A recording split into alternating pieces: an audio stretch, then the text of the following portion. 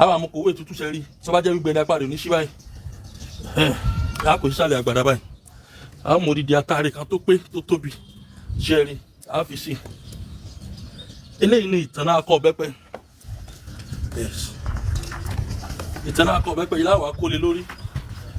tíbi kankan ò ní hàn ń bẹ̀ mọ́.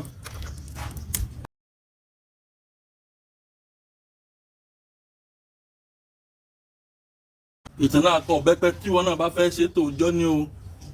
ẹ̀rí pé ń soge ẹ̀rí a ṣẹ̀ṣẹ̀ já ẹ̀rí torí ẹlòmíì tó lè máa wò pé bàbá kìnnì kan kì í ṣakọ ọ̀bẹ́pẹ tó tù wá já kalẹ̀ tí ó ti rọ o àárọ̀ ọjọ́ tó o bá fẹ́ ṣe àbọ̀sán ọjọ́ tó o bá fẹ́ ṣe àbálẹ̀ ọjọ́ tó o bá fẹ́ ṣe náà lọ́ọ́ já o.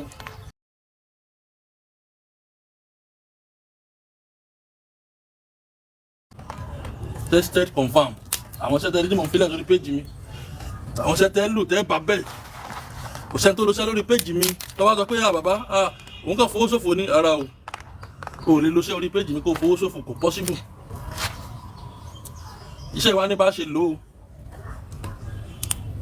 ó ní bá ṣe lò ó rí pé bàbá ṣàlàyé rẹ̀ lẹ́kùnrẹ́rẹ́ ó lè lò orí kan sì ni bàbá jọ tán ní ìjọlẹ̀ mẹ́jọ síbí mọ̀kàn mẹ́fà lọ ṣe gbogbo tẹ́rí tọ́kàdà fẹ́ni pé ó pọ̀ mbẹ́ yìí ní sin ní òra yìí bàbá dẹ̀ rẹ̀ tó nífẹ̀ẹ́ sí tó wà lọ́nà báyìí tó lè sanwó rẹ̀ á bá fi ránṣẹ́ ìbájẹ́ kò lọ wà nígbà tó fi tó 2-3 hours ní ìsìn àjò tán á bá fi ránṣẹ́ lé ní ìyẹn gbàgbà tí ó bá yìí dalẹ̀.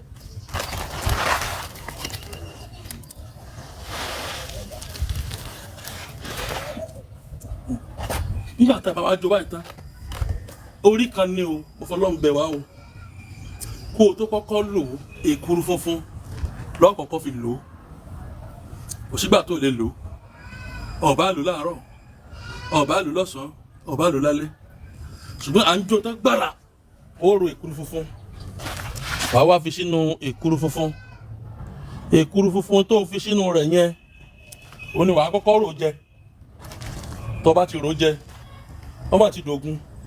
lẹ́yìn ìgbà tó bá ti ro èkuru funfun yẹn jẹ tán for the first time ẹ̀ẹ̀kan náà ni wàá kọ́kọ́ fi èkuru funfun jẹ o lẹ́yìn ìgbà yẹn ọtí lókù tó fi máa lò ó ṣe rí ẹ̀yin tẹ́ ẹ bá wá léèyàn lu òyìnbó dáadáa bóyá ọlọ́run bọ́dà ń lo òyìnbó tó dẹ̀ ṣe àbójọ́lógún àbójẹ́wò ní tó ṣe tó dẹ̀ fẹ́ kí sẹ́yìn tó rìn ju bó ṣe yẹ lọ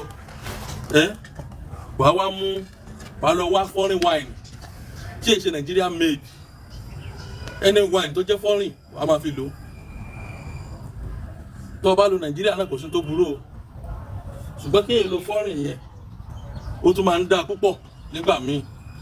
bó ṣì lo ti Nigeria náà déédéé náà ni akànṣọ́ ni pé àìbá ọmọ olè jẹ́wọ̀ wọlé jẹ́ni tí ó wà ní òkè òkun tó láwọn èèyàn lọ́hùn tó pọ̀ dáadáa tó dẹ̀ ń tọrọ àánú látọ̀dọ̀ wẹ́n wọn ò tí ì ṣe kò dìgbà tó o bá ṣàṣeyàn kó tó ṣàánú rẹ̀ wọ́n máa lo iṣẹ́ gidi ó rí fúnra wọn ni wọ́n máa pè ẹ́ wọ́n dẹ̀ máa ṣàánú fún ẹ ìwọ tó bá wá ṣe àṣẹ yìí tó ṣe àpéjì mi kò ní dààmú orílẹ̀ òde ní gbàbọ̀dé ẹ má bínú ọṣẹ àwọn àgbàlagbà tá a ṣẹ̀ṣẹ̀ ṣe jáde ní this is new formula kì í ṣọṣẹ Edward o new soap lélẹ́yìí ọṣẹ àwọn àgbàlagbà pọ́nbélé ni ó ṣiṣẹ́ ìtúwọ́ ó ṣiṣẹ́ aṣínà ó ṣiṣẹ́ àlákàlà ìwọ́ra 20,000 ni tó bá dẹ̀ jẹ́ pé méjì lọ lówó ra Edward kan lọ́ṣẹ àwọn àgbàlagbà kankan máa wẹ̀ síra wọn wàá rí pé wàá dúpẹ́ àwọn tó ti lo ọṣẹ yìí náà ti dúpẹ́ ṣùgbọ́n mo fẹ́ ṣe fún public bàbá ọṣẹ àgbàlagbà mo fẹ́ bàbá ọṣẹ Edward mo fẹ́ ìwọ lówó wàá mọ̀ pé ọṣẹ ju ọṣẹ lọ ọmọ nà mọ́ pa èèyàn náà yàn pa èèyàn jẹ́ èèyàn lọ ìlú Ìlọrin ni mo wà o nọ́mbà tẹ̀sí lè pè mí sí náà ní 080 30 45 63 83.